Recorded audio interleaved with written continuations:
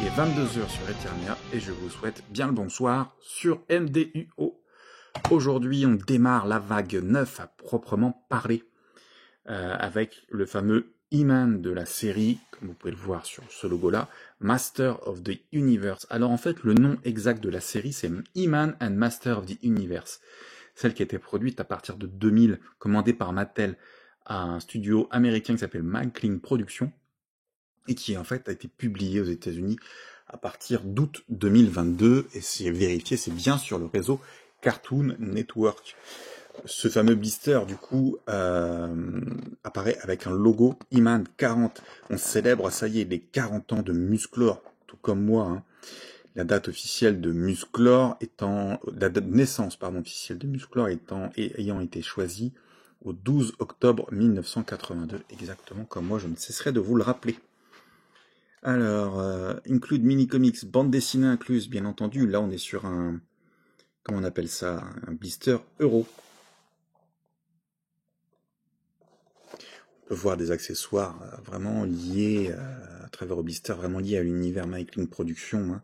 Le bouclier en tête d'affiche qui est maintenu dans la main de Musclor. Son fameux glaive techno, machin chose. Observons un peu l'arrière du blister, avec ici on voit même le Prince Adam, pourtant là lui ça c'est dommage, il a jamais été publié. Alors on sait que maintenant Mattel 2025 prépare pour 2026 une gamme en fait, Maclean Productions, on va l'appeler comme ça, parce qu'en fait ici là comme vous le remarquez, ok on joue à ça, mais on garde les bodies, on garde vraiment l'architecture des personnages Origins. Alors que quelques années plus tard, à l'avènement des figurines cartoon, on change un petit peu ça. Donc là, il va y avoir l'année prochaine, 2026, une vague spéciale, une gamme spéciale dédiée au Master of the Universe 2000X, avec vraiment des bodies, une ergonomie très proche de celle du dessin animé d'époque. Malheureusement, je pense qu'en fait, ils vont se planter là-dessus, parce que les figurines n'apportent vraiment pas grand-chose à celles qui ont déjà été publiées il y a 20 ans, quoi, donc pas si longtemps que ça. Deux cartons sur le côté qui nous montrent en fait que Musclor est multipositionnable, puis qui vient avec 3 accessoires, les figurines de la vague. Si vous voulez que je vous en parle plus en détail, regardez la vidéo d'avant qui présente la vague 9. Et puis, comme à son habitude, les blisters en bas, donc ont vraiment une foule de conformités, de normes dans différentes langues. On y retrouve également, encore une fois, Empowering the Next Generation Touch Play, avec une traduction en français. Alors au début c'était que sur les blisters euro, maintenant c'est sur tous les blisters. Voilà, alors on va ouvrir ce blister, on va le faire ensemble, un petit tour de magie. 1, 2, 3. Et voilà, ça marche. Ça fait longtemps que j'ai pas fait, je suis content. C'est quand même mieux que d'utiliser un cutter. Et on va pouvoir retirer notre personnage. Donc on a le même comics dont j'ai fait la review. Si vous voulez avoir la review de tous les comics de la gamme Master of the Universe Origins, c'est simple, vous regardez les vidéos qui introduisent les nouvelles vagues. Donc là vous regardez la vidéo vague numéro 9, et je fais la descriptive de ce comics au complet, c'est pareil pour chaque vague. Musclor est bien arraché dans un insert plutôt robuste. On n'a plus de sac avec un autocollant, pas un autocollant, avec un scotch à l'arrière. Le tout est maintenu directement dans l'insert. Et puis on peut voir ici, il y avait un élastique, je l'ai encore là, qui maintient le tout. Allez, on va sortir de son truc. Là du coup, moi j'ai déjà retiré l'élastique, donc ça vient tout seul, c'est très agréable.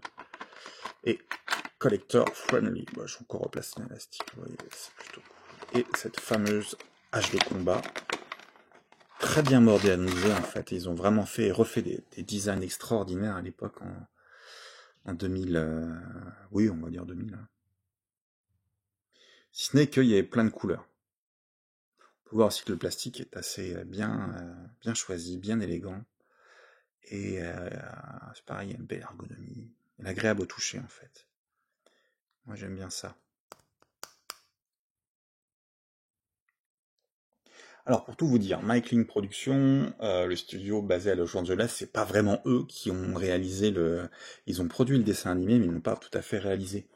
Ils ont, comment dire, Alors à l'époque, début 2000, en plus les studios français, ça marchait très fort.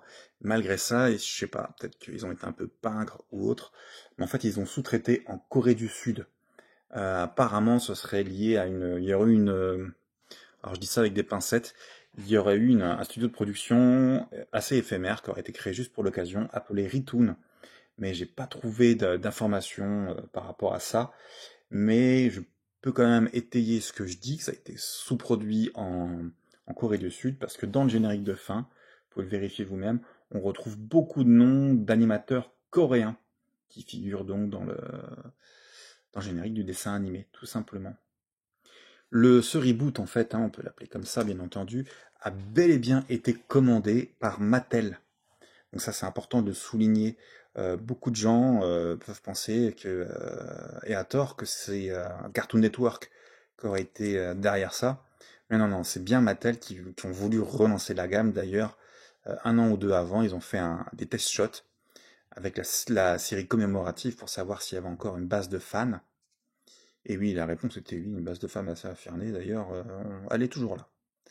Magnifique aussi le bouclier, vraiment bien ciselé en fait. Et moi ce que j'aime bien aussi c'est les détails soignés à l'arrière. Trop peu de boucliers, oui tout à fait, mais d'accessoires en général ont ce genre de détails. La figurine, quant à elle-même, on va dire c'est les mêmes articulations que toutes les figurines, je vais dire Musclor, mais Master of the Universe Origins, hein. Donc avec des rotules, hein, moi c'est ce que j'aime. Ouais, je n'ai pas beaucoup utilisé celui-là. Mais moi j'aime bien en fait, ce que j'aime bien sur les figurines aujourd'hui, avec les technologies qu'on a, c'est d'avoir des articulations élégantes. Quand je vois, pour ne citer que les maîtres de l'univers et Mattel, ce qu'on a dans la gamme Masterverse, alors vous avez le droit d'aimer, moi je n'aime pas. Je trouve pas les articulations des figurines Masterverse élégantes.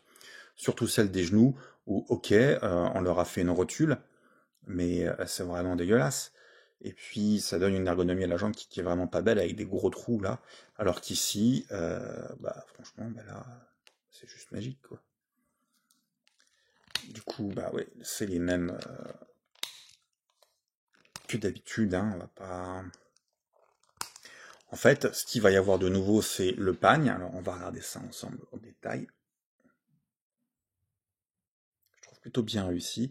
Et si on se souvient, à l'arrière, il avait un petit côté écossais. Et ils l'ont gardé. Donc il a une chopette, une poche. Ils auraient pu le mettre en kilt, ou un personnage comme Fisto l'aurait bien fait en kilt, tu sais, Fisto un peu rouquin, un peu irlandais. Des origines irlandaises sur ce personnage auraient été plutôt sympathiques. Bienvenue. Bon, après voilà, on est quand même sur Eternia, hein. J'espère que je vous fais des belles vidéos là. Alors pour moi en fait, je trouve pas vraiment de ressemblance avec le Musclor. Euh, Comment dire, le Musclor de Making Production, il a vraiment la tronche à notre Musclor vintage, si on veut, quoi, en dehors du fait qu'il aurait pris un énorme coup là. Des oreilles démesurées qui feraient peur à Roddy Piper, et la coupe de cheveux de John Bon Jovi, dans les années 90, je précise. À l'époque où il faisait de la musique pour fourrer. Hop. En dehors de ça, le résultat est plutôt convaincant. J'ai assez bien tripé sur cette figurine, mais je m'en suis vite lassé, en fait, rapidement, à la sortie de la boîte, de la figurine, de la boîte avec l'anniversaire des 40 ans. Du coup, on reviendra sur ce détail-là. Ici, gros défaut, donc comme pour le Musclor qu'on a eu, on a la bonne idée d'y mettre un anse pour maintenir l'épée, mais ouais, on n'a pas été jusqu'au bout là. On s'est carrément arrêté au milieu du chemin. Je trouve ça, franchement, peut mieux faire sans trop se fatiguer, quoi. Vraiment juste élargir de quelques millimètres ou lui donner un axe de côté. Bref, alors pour le coup, moi, en plus, ouais, on ne voit jamais Musclor dans le dessin animé avec une hache. Moi, je la place comme ça. En plus, là, il y a un truc qui permet de bien la maintenir. L'épée, bien entendu, après. Et puis, il vient avec deux mains préhensiles. Et du coup, hop. Ça tient tout seul aussi. Et voilà, le tour est joué. Notre Musclor 2000X est frais dispo. Avez-vous fait l'acquisition de cette figurine, chers amis? Qu'en pensez-vous? Appréciez-vous la gamme 2000X? Si ce n'est pas le cas, vous pouvez toujours vous justifier. Et surtout, que pensez-vous du dessin animé produit par Mycling Productions et ses copains coréens? Moi, j'aime beaucoup ce dessin animé. L'animation, c'est pas ce que je préfère. Ça va être vraiment le scénario et puis la façon dont on a développé le lore Master of the Universe. Ça, c'est plutôt cool. Je me demande en fait comment est intervenu, Mattel dans la production de ce dessin animé en fait. Si c'est eux qui ont écrit une bible ou autre chose, j'ai pas poussé plus que ça. Ça sera peut-être l'occasion de le faire un jour. Si ce n'est que j'aimerais vous parler de la production en fait du boulot d'un ami, Yuka Isakin, qui a réalisé ce livre magnifique, The Official. Peut-être lire le titre avant alors. He-Man and Master of the Universe, an unofficial guide to the 2002 cartoon by Yuka, bien entendu. Alors, très complet, on a le review de tous les épisodes, c'est bien. Moi, en fait, je l'ai utilisé plusieurs fois. J'aime aussi beaucoup, globalement, le travail de Yuka. Et le petit défaut, c'est qu'en fait, comme il n'a pas les droits, Mattel l'ont pas embêté pour faire ça, mais il n'y a aucune illustration à l'intérieur. Voilà ce que ça donne, en fait. Ah si, quand même ça, mais enfin, ça c'est quoi? C'est une carte Planète Eternia. Qu'est-ce que ça dit? Oh, même pas, ça doit être son club ou un truc dans le genre.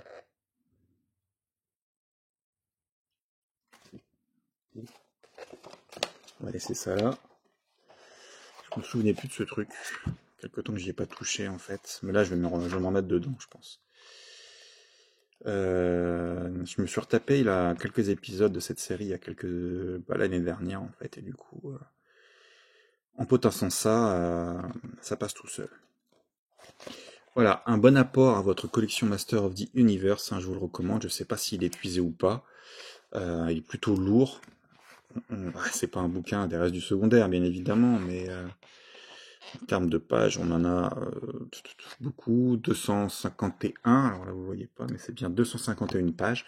Bon, franchement, c'est beaucoup de boulot, c'est se taper les épisodes alors, là, dans tous les sens, et en faire une review couchée sur papier. En plus, il y a des index et tout. Non, c'est très complet. Moi, j'ai beaucoup aimé. Merci Yuka, merci à toi. Tiens, je t'inviterai peut-être à l'occasion à en parler de tout ça sur MDUO. Je répondrai comme d'habitude à vos questions dans les commentaires de la chaîne. Et écoutez, on se retrouve très bientôt pour tailler une bavette avec Skeletor.